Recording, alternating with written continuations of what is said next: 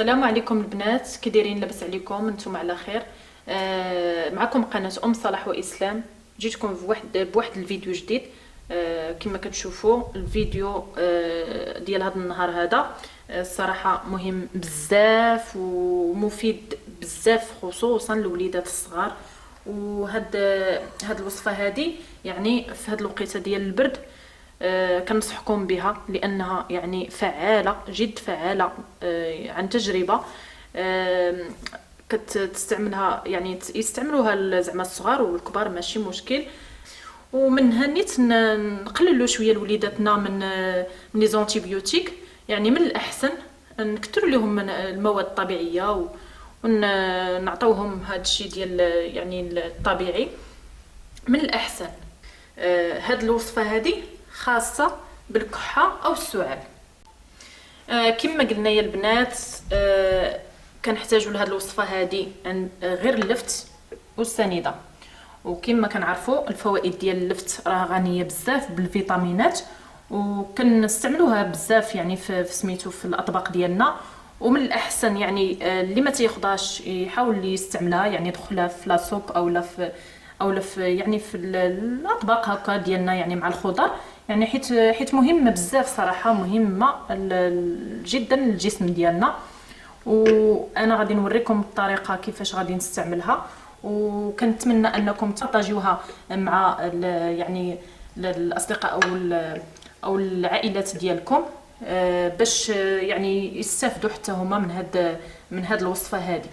وكنتمنى انكم ديروها لوليداتكم، لانها مهمه جدا بزاف هاد الوقيته د البرد، حيت صراحه ملي كيمرضوا لينا الوليدات حتى حنا كنمرضوا معاهم. المهم هانتوما معايا وغتشوفوني كيفاش نستعملها. المهم البنات على بركه الله، حنا غادي نبداو بطريقه التحضير ديال هاد الوصفه هذه. المهم غادي ناخذوا اللفت ديالنا، غادي نقيوها. بسم الله. غنقيو اللفت ديالنا وغادي تشوفوا معايا. يعني هاد الوصفه هذه الصراحه مهم بزاف، غير استعملوها للوليدات، حيت بزاف ديال الوليدات صراحه كيمرضوا في هاد الوقيته هذه.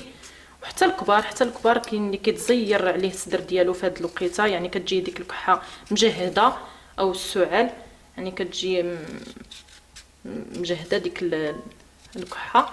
وهذه كتخفف يعني الا داومتيها واحد 3 ايام راه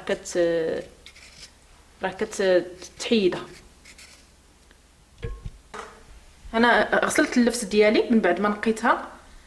انا غادي ناخذ الحكاكه ونحكها، يعني ناخذ هاد اللفت هذه نحكها كما كتشوفوا. انا نحك هاد اللفت.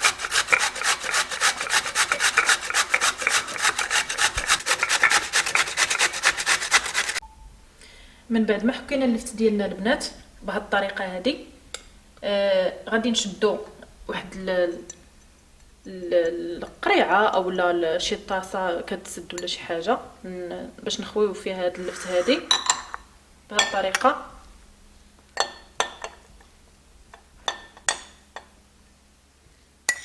نخويوها كامله، تنخويو السنيده عليها بحال هاد الشكل. تنخويو السنيده على اللفت ديالنا اللي حكينا، واحد الكميه ديال معلقه كبيره او لا معلقه ونص بحال هاد الشكل، حتى 2 معالق ماشي مشكل. ونحركو مزيان، نحركو هاد اللفت ديالنا. غير جربوا هاد الطريقه هذه، راه غادي تلقاو عليها، يعني تلقاو يعني الشفاء ان شاء الله باذن الله على يعني الوليدات ديالكم. من الاحسن نكثروا من المواد الطبيعيه. وهانتوما كتشوفوا بهاد الطريقه هذه صافي.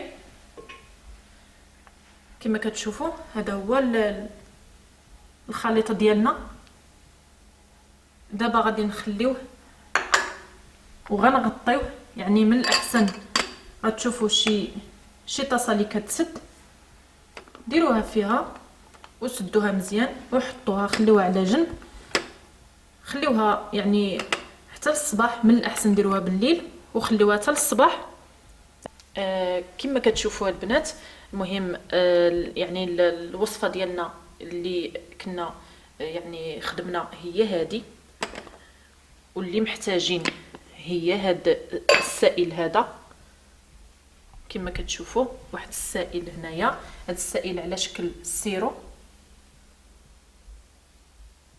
هذا السيرو هذا يعني هو اللي يعني احنا محتاجينه للذات ديالنا باش نداويو به ديك الكحه او السعال.